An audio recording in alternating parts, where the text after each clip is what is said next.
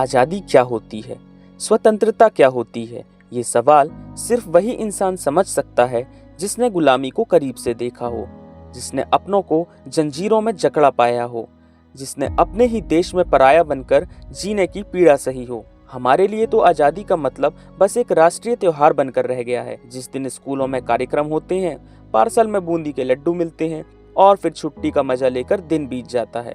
धीरे धीरे हम उन स्वतंत्रता सेनानियों को भी भूलते जा रहे हैं जिन्होंने अपने प्राणों की आहुति देकर हमें ये आज़ादी दिलाई।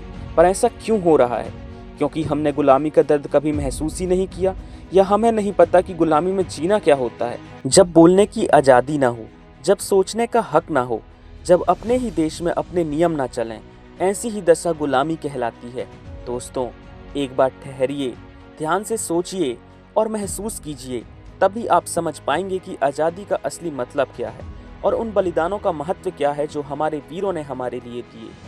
आज़ादी केवल एक दिन का जश्न नहीं, बल्कि हर दिन उसकी कद्र करने का संकल्प है।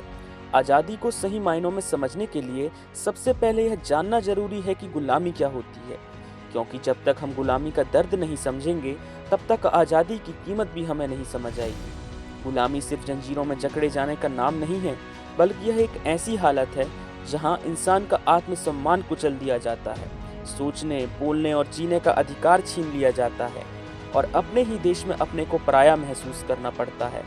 गुलामी वो दशा है जहां खेत हमारे होते हैं पर फसल किसी और की होती है, जहां खून हमारा बहता है पर झंडा किसी और का लहराता है। अगर हमें आज़ादी का असली अर्थ समझना है तो हमें अपने इतिहास के पन्नों को पलटना होगा। हमें झांकना होगा उन कालखंडों में जहां भारत के बेटे बेटियों ने अपने सपनों, अपने जीवन और अपने भविष्य की कुर्बानी दी ताकि हम खुली हवा में सांस ले सकें। आज हम आपको इतिहास की कुछ ऐसी ही घटनाओं से रूबरू कराएंगे जिन्हें जानकर आप खुद महसूस करेंगे कि आज़ादी कितनी मुश्किल से मिली थी और इसे संजो कर रखना हमारा कर्तव्य क्यों है।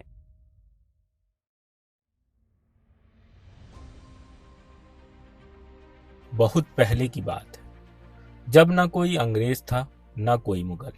ये वो समय था जब हमारी धरती पर सिंधु घाटी सभ्यता बसती थी, एक ऐसी सभ्यता जो दुनिया की सबसे प्राचीन, सबसे विकसित और सबसे शांतिप्रिय थी। लोग ईंटों के सुंदर घरों में रहते थे, नालियों का सुव्यवस्थित जाल था, व्यापार होता था और महिलाएं सम्मानित थी। वो ऐसा समय था जब भारतवर्ष ज्ञान, विज्ञान, कला और संस्कृति में विश्व गुरु था। नालंदा और तक्षशिला जैसे विश्वविद्यालयों में दूर दूर से विद्यार्थी पढ़ने आते थे। हमारा देश सोने की चिड़िया कहलाता था। लेकिन जैसे जैसे समय बीता, हमारी इसी समृद्धि और संपदा की चकाचौंध ने बाहर से आए आक्रमणकारियों को आकर्षित किया और यहीं से शुरू हुआ गुलामी का दौर। पहले विदेशी लुटेरे आए, महमूद गजनवी, मोहम्मद गौरी जैसे लोग, जिन्होंने सिर्फ लूटा नहीं बल्कि हमारी सभ्यता, हमारी आस्था और हमारे मंदिरों को तोड़ा। फिर मुगल आए, बाबर, औरंगजेब जैसे शासक, जिन्होंने हमारे धर्म, संस्कृति और पहचान को कुचलने की कोशिश की। लाखों लोगों को जबरन धर्म बदलवाया गया, मंदिरों को तोड़ा गया, महिलाओं के सम्मान के साथ खिलवाड़ किया गया और हर बार ये कहकर चुप करा दिया गया कि हम पराजित हैं। हम लड़ते रहे। कभी हल्दी घाटी में महाराणा प्रताप ने तलवार उठाई, कभी छत्रपति शिवाजी ने गुरिल्ला युद्ध से मुगलों की नींव हिला दी। लेकिन एक बार फिर 18वीं सदी में जब हम अंदरूनी झगड़ों में उलझे हुए थे, तो एक और चालाक दुश्मन आया, अंग्रेज।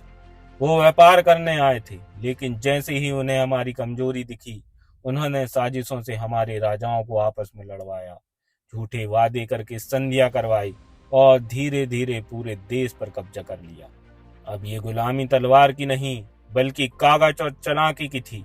हमारे अपने लोग उनकी नौकरी करने लगे, हमारे किसानों से जबरन कर वसूले जाने लगे।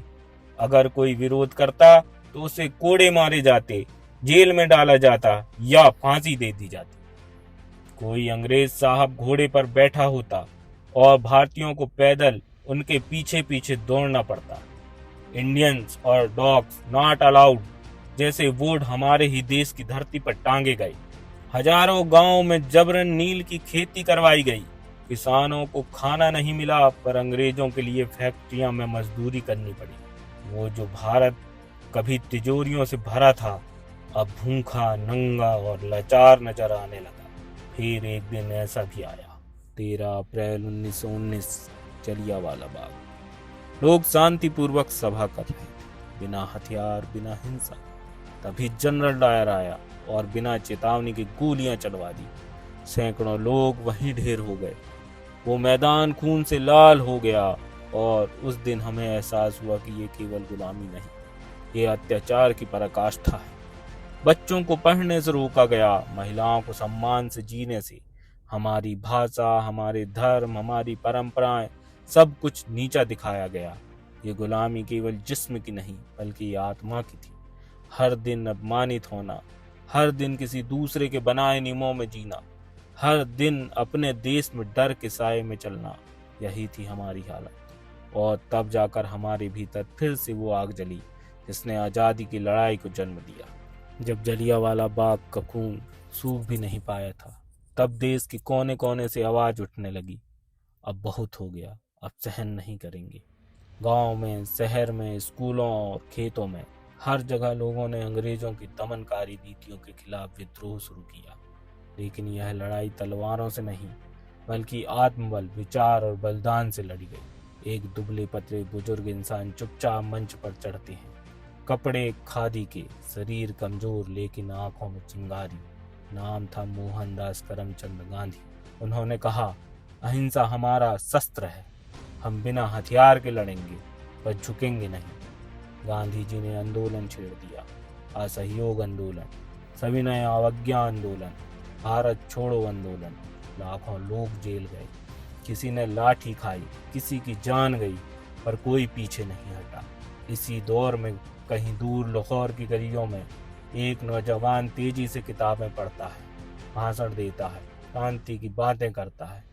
नाम था भगत सिंह। तो अंग्रेज अफसर को गोली मार दी गई तो भगत सिंह ने खुद सरेंडर किया, क्योंकि वो डरता नहीं था। जब जेल में था तो 63 दिन तक भूख हड़ताल की ताकि भारतीय कैदियों को इंसान समझा जाए। फिर आया वो दिन 23 मार्च 1931, जब अंग्रेजों ने उसे फांसी पर चढ़ा दिया।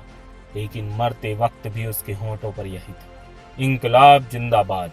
उधर नेताजी सुभाष चंद्र बोस ने कहा, तुम मुझे खून दो, मैं तुम्हें आजादी दूंगा। वो भारत छोड़कर चले गए और उन्होंने बनाया आजाद हिंद फौज, जिनके कदम कदम पर लिखा था, दिल्ली चलो। उनकी फौज ने अंग्रेजों को हिला दिया, ये साबित कर दिया कि भारतवासी अब चुप नहीं रहेंगे। साल था 1942।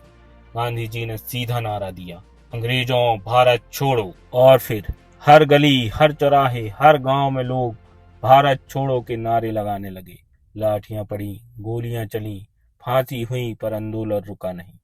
देश जल रहा था पर भीतर से एकजुट हो रहा था। और फिर आखिरकार वो घड़ी आई जिसका इंतजार हजारों सालों से था। 15 अगस्त 1947, आधी रात, जब दुनिया सो रही थी, भारत जाग रहा था, स्वतंत्र हो रहा था। लाल किले से तिरंगा लहराया गया, लाखों आंखों में आंसू थे, कुछ खुशी के, कुछ अपनों की कुर्बानी को याद करने के लिए। Dangerously divided.